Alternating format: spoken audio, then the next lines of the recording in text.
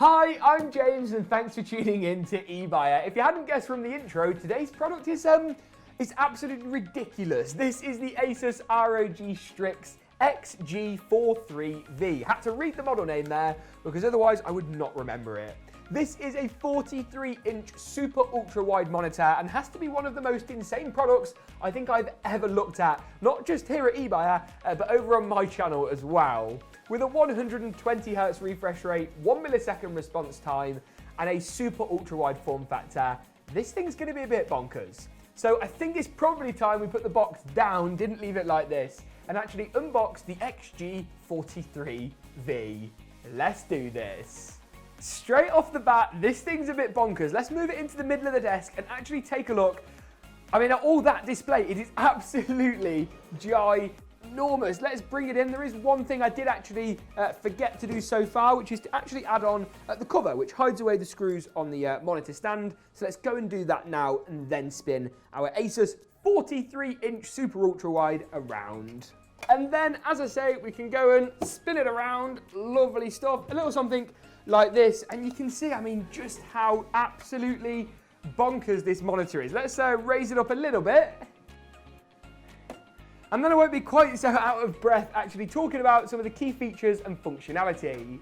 Now, the first thing that blows you away about a display like this is all of that screen real estate. You've got a really pronounced curve on here, which is important when you've got a monitor that's so large. Not only does it really immerse you in the center of the display, it gives you a realistic peripheral vision effect, which is going to be awesome for the latest sim racing games, Microsoft Flight Simulator, and we will of course try all of those on this absolutely insane monitor.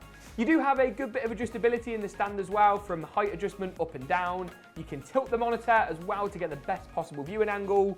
Although, for obvious reasons, we have no portrait rotate, as the monitor is so large that's just not going to work. You can also pan the monitor around. You don't get too much by way of pan on the monitor stand, but that's because, once again, the size of the monitor.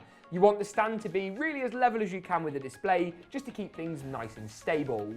With support for AMD FreeSync, a super high refresh rate, and a super low response time, meaning really low input lag between when your graphics card sends the video signal to you really seeing it with your own eyeballs. Let's plug this up to a powerful system because, of course, this screen with its very large high-resolution display needs a lot of power, and then try out a couple of gaming titles. Looking good, so we're all booted up and we're going to kick things off with a little bit of Doom Eternal, a great first-person shooter with awesome graphics that will look great with this super wide aspect ratio. I mean, straight off the bat already, no chill, you really do get that extra peripheral vision, which still looks really smooth and doesn't look jarring, considering you've got that 120Hz refresh rate. I have got low ammo though, so I'm not quite sure how good of an idea this is, but you know, we will try. Lovely jubbly, that actually works way better than what I was anticipating it would, so we'll take the positives from that one, ladies and gentlemen. The game though looks fantastic, graphically it's insane. I mean, the resolution on this display as well really helps, especially when you've got a large format screen that's probably going to be a little bit closer to your face as well, especially, as I say, on the peripheral vision side of things. Can we use this to our advantage? We can indeed. Escape out the way, lovely stuff, super smooth. Kind of difficult to concentrate on talking and gaming at the same time, but never mind. We try our best and the game visually looks absolutely awesome. One game I do want to try out though on a super ultra wide display, as we're going to call it, is maybe a bit of Microsoft's Flight Sim, as I get absolutely annihilated here in Doom Eternal. So let's give that a go and see what that looks like. Here we go, ladies and gentlemen. We're nearly away. We're picking up some speed on the runway, and we're about to go airborne, I think. Here we go. Accelerate to 90 knots. Apologies. 70. No, I've taken off too early. It's fine. It's all good. All's good. It's all good. It's not good. It's not good. It's very bad. Very bad. You collided. I think we should restart. Let's try that one again. Ladies and gentlemen, it is time for round 2. Let's increase our throttle power all the way up. Lovely stuff. Disengage the brake, and we're off. We are away. I'm going to let it actually load in this time, though, properly before I try and take to the skies in my Cessna. Here we go. 40, 50, 60, 70. No, stay on the ground. 80. Wait for 90. Got to be 90 or above. Oh, we're off. Here we go. Oh, this is beautiful. Retract the landing gear, press Alt S. I'm on it. There we go, look at this. This is a moment to be alive. To retract flaps, press F8. I don't know what that is on the controller, so I'm going to cheat and use the keyboard. And we are about to fly over Birmingham. This is very exciting. On a serious note, though, it does look absolutely incredible on this super ultra wide 43-inch monitor. You can really see the details as well of the houses and the ground below. Let's just head down a little bit and really show off the sharpness of a display like this. This is one of the great tests of a monitor. When you've got so many intricate little objects and they're rendered in full focus, it's a good test to see how sharp the panel is. And I'm happy to report, very good things so far. First person though doesn't yield too much by way of that. That would be why. That would be why. Today's test of this monitor has taken a little bit of a turn, but I think we can all agree it is it's quite an impressive display. Let's put it that way.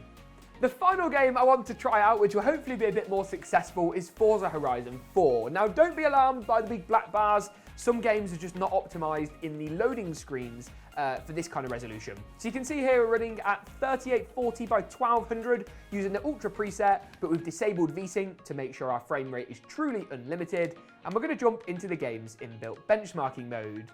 The reason we do that is it gives a really nice, repeatable, testable result, but it also gives us a wide range of different seasons, different environments. It has nighttime, it has daytime, all in one, so we can really test out the color range on the monitor as well. See how it copes with the blackest, darkest parts of the image, and then the brightest parts of the image as well. So here we go, the benchmark mode is loading in. There we go, now it's gone full screen, and holy moly, look at that. That's incredible. I mean, that's just amazing. My voice has gone all, I'm just don't know what to say. Look at that. I mean, who would not game on a monitor like this if they could? It is unbelievable. It's just insane. I mean, even the viewing angles are really solid as well. The cameraman's probably going to kill me for doing this, but it does give you a really good idea of what kind of color accuracy and vibrancy we're able to get. It looks great. I mean, it really, really looks great. Especially as well when you've got these kind of blurred raindrops on the screen, and with this kind of wide angle, you actually get them coming right from the center across the edge, much like you would on a car windscreen. And because you've got the extra width, it just makes that much of a difference. Really, really top stuff from Asus. I mean, insane, bonkers, but actually very useful and actually very usable. This is far from a gimmick. It really is fantastic for you sim racers out there, or people just looking for a more immersive gaming experience, or heck, even someone looking for a monitor with some good speakers, because that's another area this display excels.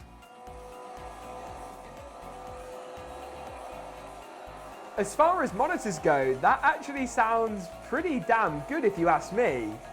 And with that, that pretty much wraps it up for this video. Make sure to drop a like rating if you enjoyed it, and subscribe to the eBuyer channel to see lots of tech and gaming related content. Thanks for tuning in, and as always, we'll see you soon.